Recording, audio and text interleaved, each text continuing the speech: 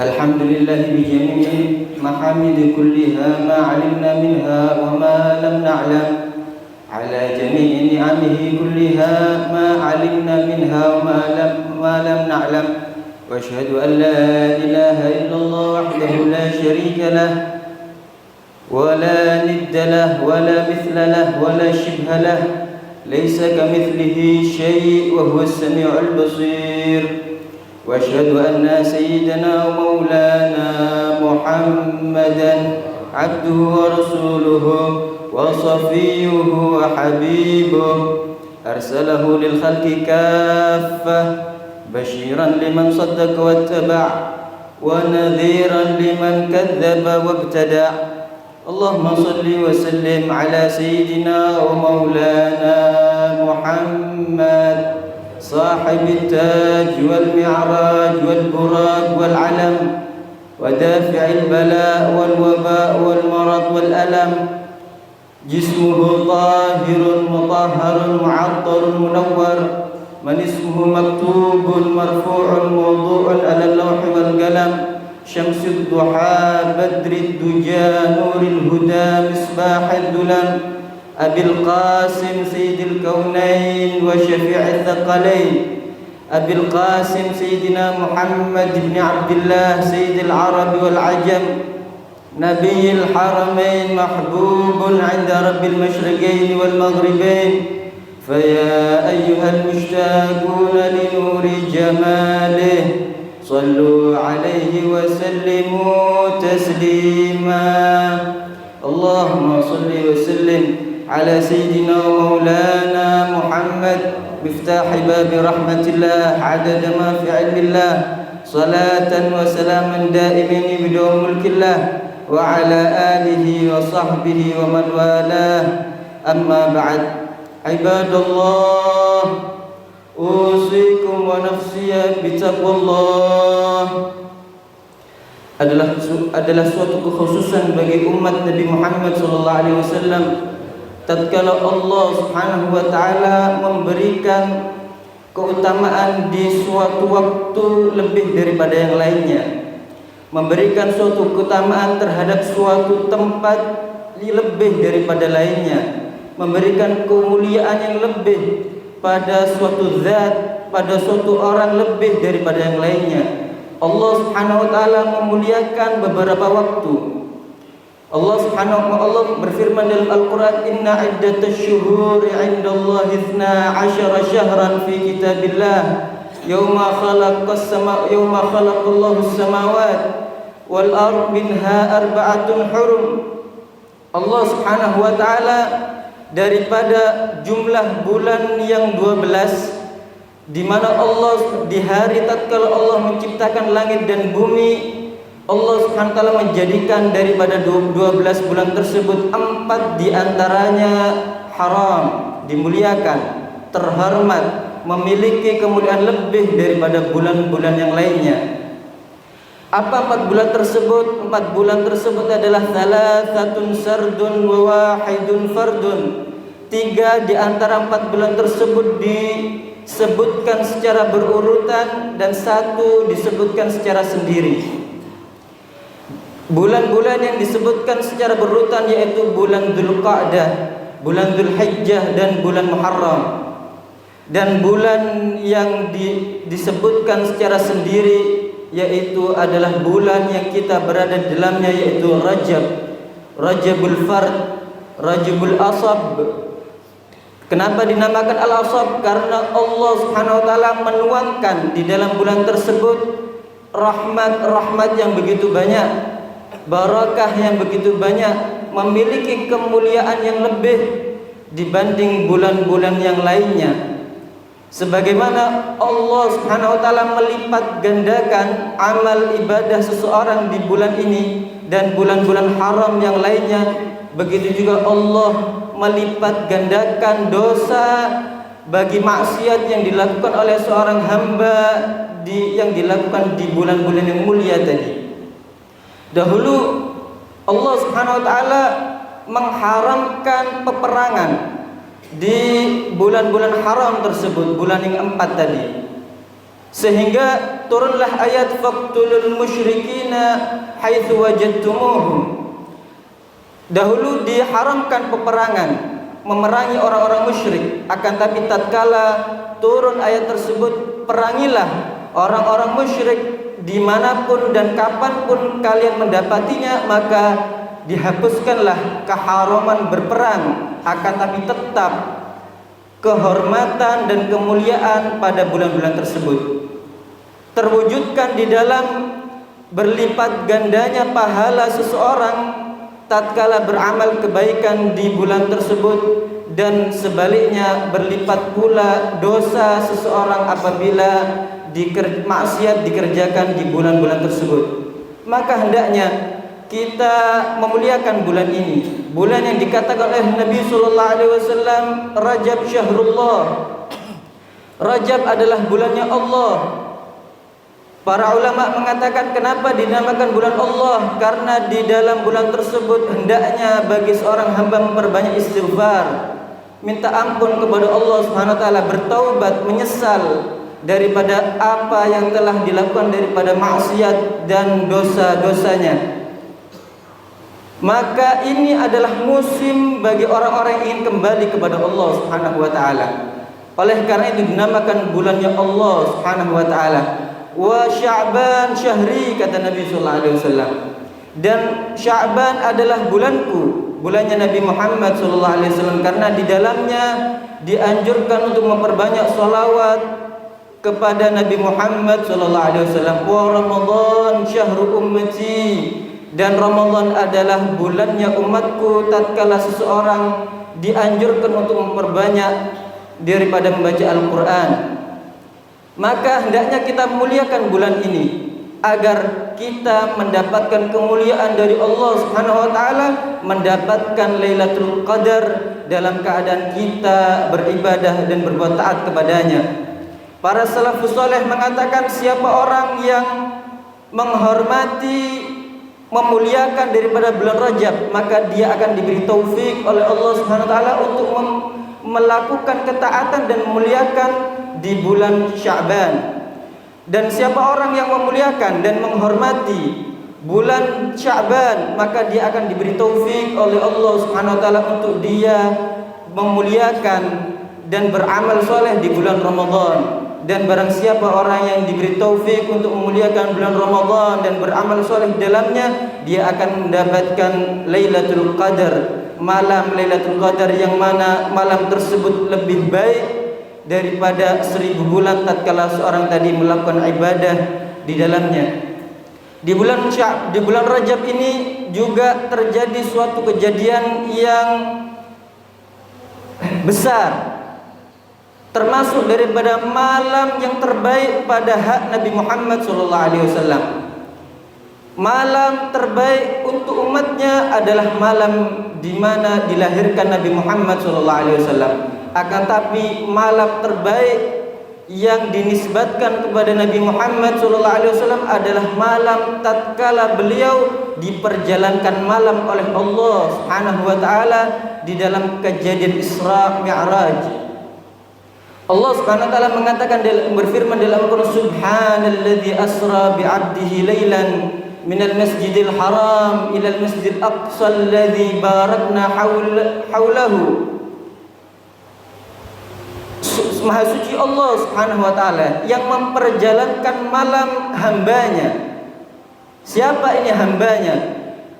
Seseorang yang mendapatkan predikat hamba di sisi Allah Subhanahu wa taala.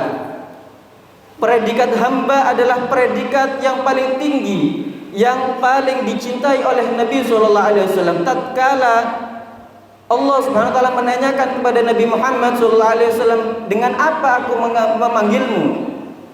Maka Nabi sallallahu alaihi wasallam mengatakan, panggillah aku dengan panggilan hamba.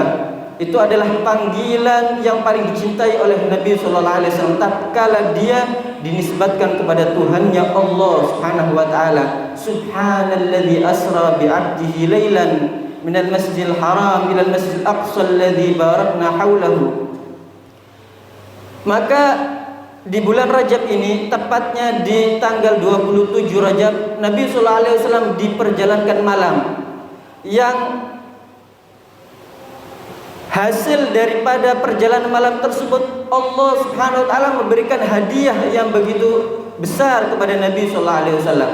Hadiah yang begitu istimewa yang dibawa oleh Nabi kepada umatnya, yang dibawa oleh Nabi untuk umatnya, yaitu hadiah faridatus shalah, kewajiban melaksanakan salat 5 waktu, yang mana tatkala itu Nabi sallallahu alaihi wasallam diwajibkan sebanyak 50 waktu, akan tapi daripada rahmatnya Nabi sallallahu alaihi wasallam, beliau silih berganti terus menerus memintakan kompensasi kepada Tuhannya, sehingga 50 tersebut menjadi 5 waktu, akan tapi pahala 50 waktu. Hunna khamsun fil adad wa khamsin fil thawab. Itu adalah jumlahnya 5 di dalam jumlah, akan tetapi 50 di dalam pahalanya. Maka hendaknya kita memperhatikan salat, yaitu hadiah yang telah dibawakan oleh Nabi sallallahu alaihi wasallam, di mana salat adalah tempat seseorang yang ingin bertemu kepada Allah Subhanahu wa taala. Salat adalah tatkala seseorang ingin menghubungi Allah Subhanahu wa taala, maka salat tersebut adalah hadrah min hadratillah, adalah tempatnya tatkala seseorang tersebut menghadap kepada Allah Subhanahu wa taala. Nabi sallallahu alaihi wasallam adalah suatu pelipur lara bagi beliau, adalah sesuatu yang paling menyenangkan hati beliau, adalah salah satunya adalah salat.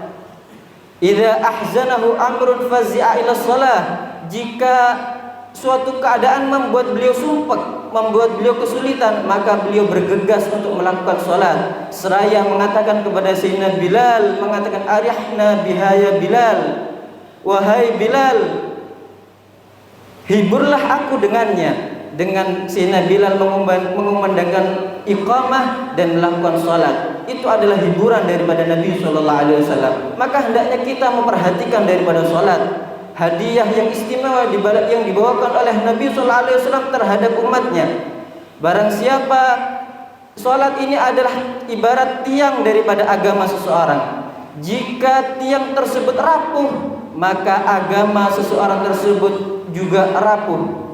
Jika salat ini termasuk posisinya di dalam seorang hamba, seorang umat Islam, adalah ibaratkan kepala daripada tubuh. Jika seseorang tidak memiliki kepala, maka dia bukanlah seseorang yang memiliki kehidupan.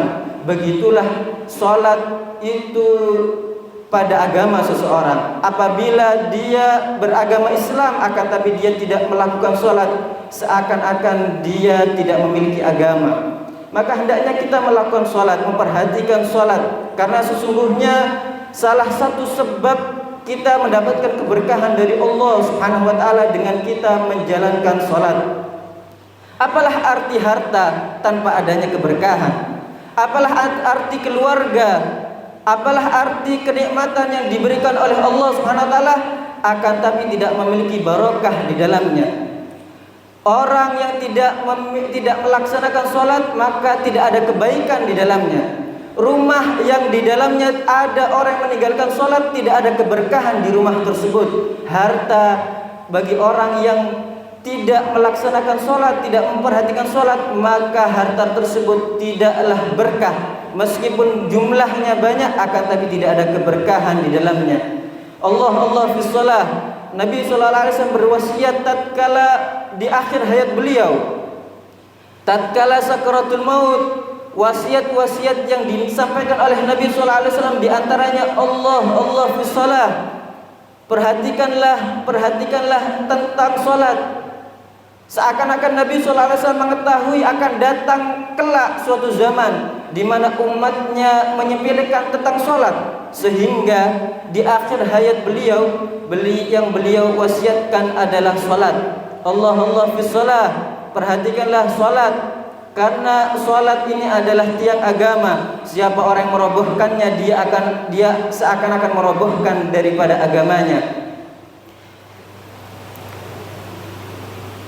Waqad qala Allah Ta'ala subhanahu wa ta'ala fil Qur'anil azim, wa idza quri'al Qur'anu فاستمعوا له وأنصتوا لعلكم ترحمون.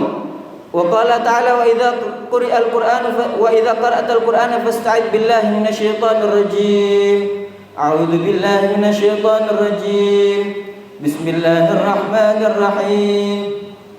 والعصر إن الإنسان لفي خسر إلا الذين آمنوا وعملوا الصالحات وتواصوا بالحق وتواصوا بالصبر. بارك الله لي ولكم في القرآن العظيم ونفعني وإياكم بما فيه من الآيات والذكر الحكيم. أقول قولي هذا وأستغفر الله لي ولكم فاستغفروه إنه هو الغفور العظيم. اللهم صل وسلم ودود وتفضل بجلالك وكمالك على سيدنا محمد وعلى آل سيدنا محمد. الحمد لله حمدا يوفي نعمه ويكافئ مزيده. يا ربنا لك الحمد كما ينبغي لجلال وجهك وعظيم سلطانك. سبحانك لا نحصي ثناء عليك أنت كما أثنيت على نفسك. فلك الحمد حتى ترضى ولك الحمد إذا رضيت ولك الحمد بعد الرضا. وأشهد أن لا إله إلا الله وحده لا شريك له الواحد الأحد الفرد الصمد الذي لم يلد ولم يولد ولم يكن له كفوا أحد. وأشهد أن سيدنا ومولانا محمدا عبده ورسوله وصفيه وحبيبه الحبيب المحبوب الذي تتعشقه الأرواح وتحن إليه القلوب. اللهم صل وسلم على سيدنا ومولانا محمد نور الأنوار وترياق الأغيار ومفتاح باب اليسار. صل اللهم عليه وعلى آله وأصحابه آله الأطهار وصحابة الأخيار عدد نعمك وإفضاله يا رب العالمين. أما بعد عباد الله أوصيكم ونفسي بتقوى الله. واعلموا أنه لا أنفع في هذا الزمن إلا من ثلاثة خصال: كثرة الاستغفار، فأكثروا من الاستغفار خصوصا في هذا الشهر الأصب رجب الأصب، حيث ندب لنا النبي صلى الله عليه وسلم بكثرة الاستغفار خصوصا في أوقات الأسحار، في أوقات الاستجابة في وقت الأسحار، حيث ينادي منادي الغفار: هل من تائب فأتوب عليه، وهل من مستغفر فأغفر له، وهل من طالب حاجة فأعطيه ما طلب. والأمر الثاني الصدقة في السر والإجهار، فإن صنائع المعروف تطفئ غضب الرب سبحانه وتعالى. والأمر الثالث الإكثار من الصلاة والسلام على النبي المختار محمد صلى الله عليه وسلم. فأكثروا من الصلاة على النبي صلى الله عليه وسلم فإنه أمان. الصلاة على النبي صلى الله عليه وسلم أمان، والاستغفار أمان. وكيف لا نصلي على النبي صلى الله عليه وسلم وقد أمر الله تعالى بأمر بدأ فيه بنفسه وثنى بملائكته المسبحة بقدسه وثلث بكم أيها المؤمنون من برية جن وإنس، فقال تعالى مخبرا وآمرا تكريما: إن الله وملائكته يصلون على النبي يا أيها الذين آمنوا صلوا عليه وسلموا تسليما. اللهم صل وسلم عليه وعلى آله. اللهم صل وسلم على سيدنا محمد وعلى آل سيدنا محمد كما صليت على سيدنا إبراهيم وعلى آل سيدنا إبراهيم، وبارك على سيدنا محمد وعلى آل سيدنا محمد كما باركت على سيدنا إبراهيم وعلى آل سيدنا إبراهيم في العالمين إنك حميد مجيد. وارض اللهم عن صحابة رسول الله أجمعين، خصوصا ذوي القدر العلي أبي بكر وعمر وعثمان وعلي، وعن سيدي شباب أهل الجنة أبي محمد الحسن وأبي عبد الله الحسين، وعن أمهما فاطمة الزهراء البتول بضعة مولانا الرسول، وعن أمهما خديجة الفضلى زوجة محبوبة الرسول، من خصها الله بالسلام من فوق 7 سماوات وبشرها بالقصر في الجنة من قصب لا سخب فيه ولا نصب. وارض اللهم عن سائر أزواج رسول الله وعن سائر أصحاب رسول الله وأهل بيت رسول الله وعلى من تبعهم بإحسان إلى يوم الدين. ربنا آتنا في الدنيا حسنة وفي الآخرة حسنة وقنا عذاب النار. ربنا لا تزغ قلوبنا بعد إذ هديتنا وهب لنا من لدنك رحمة إنك أنت الوهاب. ربنا اغفر لنا ولإخواننا الذين سبقونا بالإيمان ولا تجعل في قلوبنا غلا للذين آمنوا ربنا إنك رؤوف رحيم. اللهم اصلحنا وأصلح بنا وأصلح من في صلاحه صلاح الإسلام والمسلمين. اللهم لا تهلكنا وأهلك من في هلاكه صلاح الإسلام والمسلمين. اللهم انصرنا وانصر بنا وانصر سائر بلاد الإسلام والمسلمين، وانصر إخواننا في غزة وفي فلسطين وفي سائر بلاد الإسلام والمسلمين، وانصر الغزاة والمجاهدين في البر والبحر والجو أجمعين. ربنا لا تؤاخذنا إن نسينا وأخطأنا. ربنا ولا تحمل علينا إن نسينا. ربنا ولا تحمل علينا إصرا كما حملته على الذين من قبلنا. ربنا ولا تحملنا ما لا طاقة لنا به. واعف عنا واغفر لنا وارحمنا أنت مولانا فانصرنا على القوم الكافرين. عباد الله، إن الله يأمر بالعدل والإحسان وإيتاء ذي القربى وينهى عن الفحشاء والمنكر والبغي يعظكم لعلكم تذكرون. فاذكروا الله العظيم يذكركم واشكروا نعمه يزدكم ولذكر الله أكبر والله يعلم ما تصنعون.